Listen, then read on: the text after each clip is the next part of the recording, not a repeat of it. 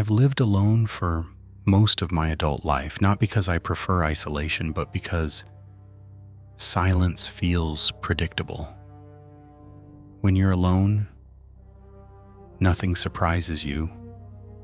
At least that's what I believed. I moved into the house on Willow Bend Drive in early October, right as the trees started shedding their leaves in uneven piles along the curb. It was a modest one-story home built sometime in the late 70s. Beige siding, a slanted roof, narrow windows that let in more shadow than light. The price was low, and the landlord didn't ask many questions. At the time, that felt like a blessing. The neighborhood was quiet, too quiet maybe, but I chalked that up to people keeping to themselves. Most of the houses were occupied, but I rarely saw anyone outside. No kids playing, no dogs barking, no couples walking in the evening, just driveways with cars that never seemed to move. The house directly across from mine was the only one that stood out. It was darker than the others. Always. Even during the day, its windows reflected nothing but black. No porch light. No interior glow. No signs of life. The lawn was trimmed, though. Perfectly trimmed. As if someone maintained it carefully but didn't want to be seen doing so. I asked the landlord about it during the walkthrough. "Oh, that place?" he said, glancing briefly out the window before turning away. "Been owned by the same guy for decades. Keeps to himself." That was it. No name, no warning, just that. The first week passed without incident. I unpacked, set up my furniture, and settled into a routine. Work during the day, quiet evenings, the kind of life that fades into background noise. Then, on the 8th night, I noticed the lights. I was washing dishes around 10:30 p.m. when I glanced out my kitchen window. The house across the street, dark as always, had one window lit, a soft yellow glow on the second floor. I paused, sponge in hand. It wasn't the light itself that bothered me. It was the fact that I hadn't seen a single light in that house since I moved in. I shrugged it off. People change routines. Maybe he'd been out of town. But when I looked again a few minutes later, the light was gone. Not turned off. Gone. The window was dark again, as if it had never been illuminated. That night I dreamed of someone standing in my living room, not moving, just standing there facing the wall, breathing slowly. I woke up sweating, heart racing, staring at my ceiling. The next day, I told myself it was stress. New house, new environment, my brain filling in gaps. But over the following week, the lights across the street began appearing more often. Always one room at a time. Always late at night. Always gone when I tried to focus on them. Sometimes they were upstairs. Sometimes downstairs. Never the same window twice in a row. I tried waving once, just to see. The light disappeared instantly. That's when unease turned into something heavier. I started noticing other things. My trash can would be tipped over in the morning, even though I distinctly remembered placing it upright the night before. My mailbox one morning was open, empty.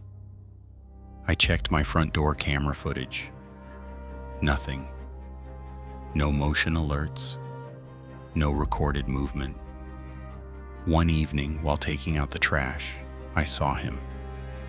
The neighbor. He was standing at the edge of his driveway, partially hidden by the shadow of his garage. Tall, too tall.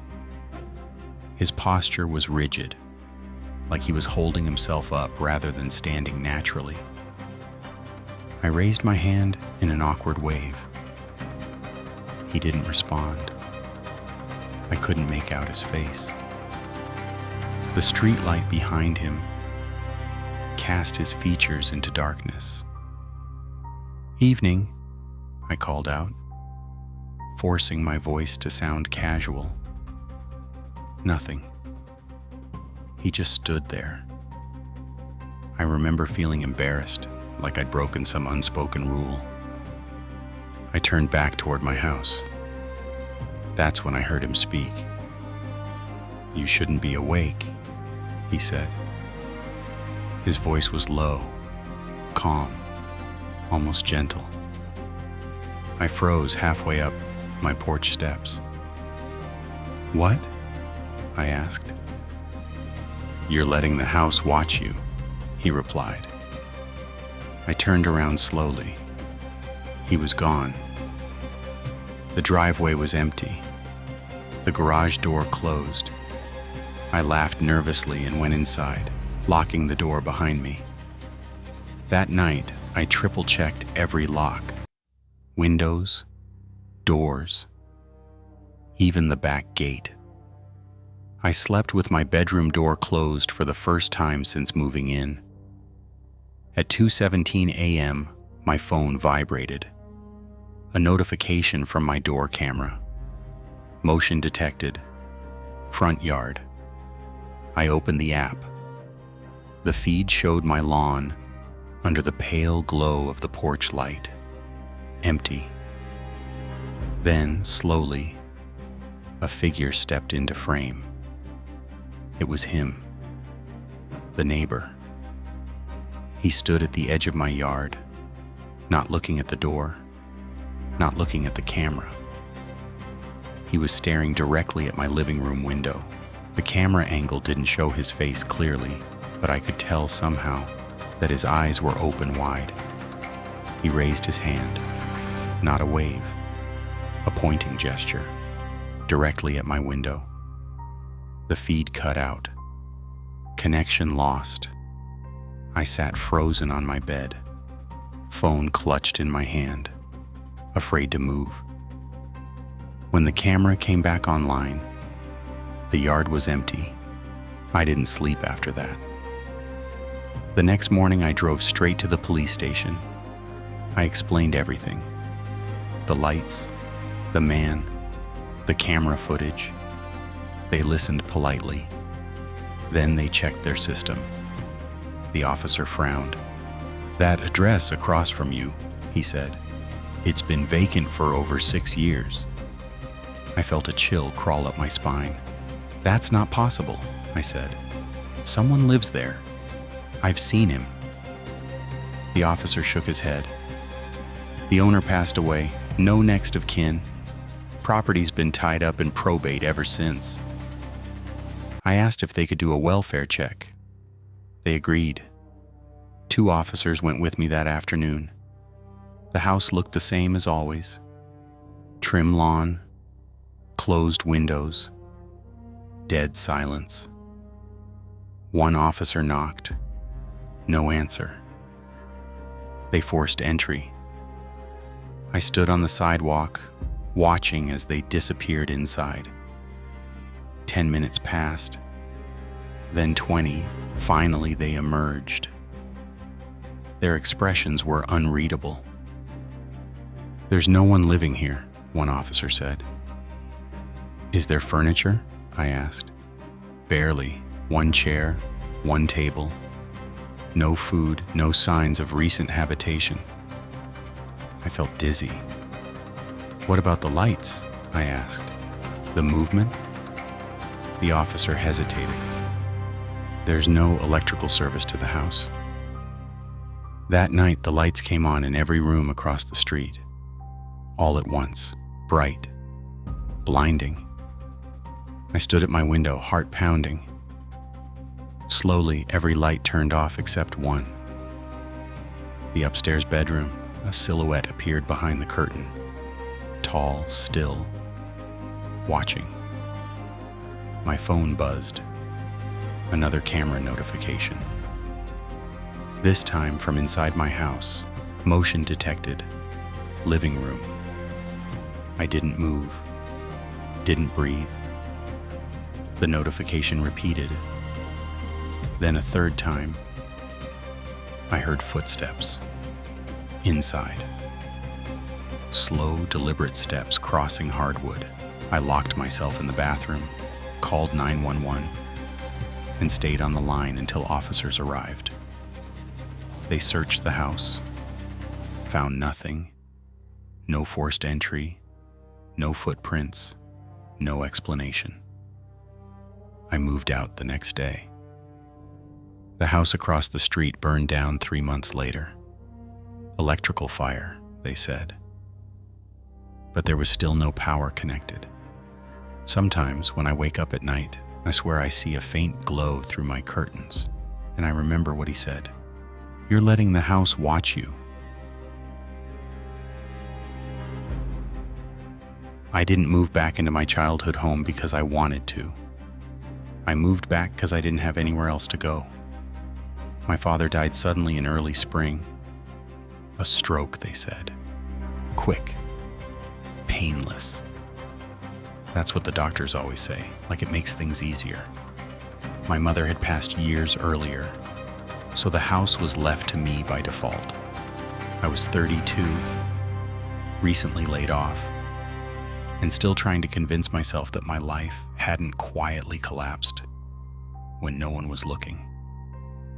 The house sat on the edge of a small town, far enough from the main road that you couldn't hear traffic, but close enough that you still felt connected to something. It was a 2-story colonial with faded white siding and dark shutters.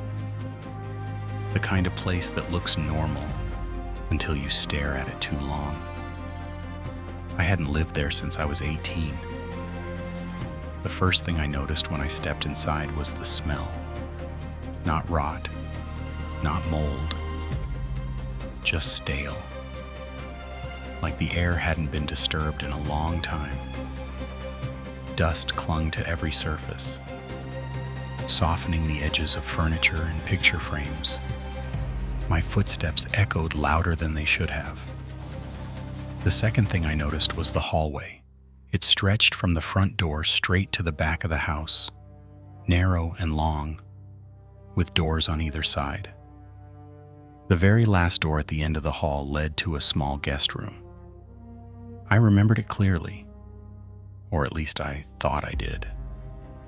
Growing up, my parents always referred to it as the spare room, but no one ever slept there. Not relatives, not friends. It stayed locked most of the time. When I was younger, I assumed it was just used for storage. Now, standing there again as an adult, I realized how strange that was. The house was empty. No furniture had been removed. No signs of a struggle. No explanation for why my father had been found collapsed at the bottom of the stairs. I spent the first few days cleaning, sorting paperwork, and trying to make the place livable. I avoided the spare room. Not consciously. I just didn't feel drawn to it. The nights were harder. The house made sounds I didn't remember. Pipes clicking, wood creaking, the wind whispering through the walls. Normal old house noises, I told myself. Still, sleep came in fragments. On the fourth night, I woke up to the sound of footsteps. They weren't loud, they weren't rushed. Just steady, deliberate steps moving somewhere down the hall. I lay frozen in bed, listening. Step, step. Pause. Then silence. I waited for my heart rate to slow before convincing myself it was nothing. Houses settle. Memories exaggerate. Grief plays tricks. The next morning, I checked the hallway. Nothing was out of place. The spare room door was closed. I didn't remember closing it. I tried opening it. Locked. I searched the house for a key, checked drawers, toolboxes, old coat pockets. Nothing. That should have bothered me more than it did. Over the next week, the footsteps continued. Always at night. Always in the hallway. Never entering my room. Never approaching, just walking. Pausing. Walking again. I started sleeping with my bedroom door closed. Then I started sleeping with the lights on. One night, I worked up the courage to stand in the hallway while the footsteps were happening. I waited until I heard them start, then quietly opened my bedroom door. The hallway was dark. The only light came from the bathroom nightlight, casting long shadows along the walls. The footsteps stopped the moment I stepped out. I stood there holding my breath. Nothing moved. I laughed nervously at myself and went back to bed. The next morning, the spare room door was open, just a crack. I stood at the end of the hall staring at the narrow gap. The air coming from inside felt colder. I knocked. No response. I pushed the door open. The room was empty. No bed, no furniture, no boxes, just bare walls and a single window with heavy curtains drawn tight.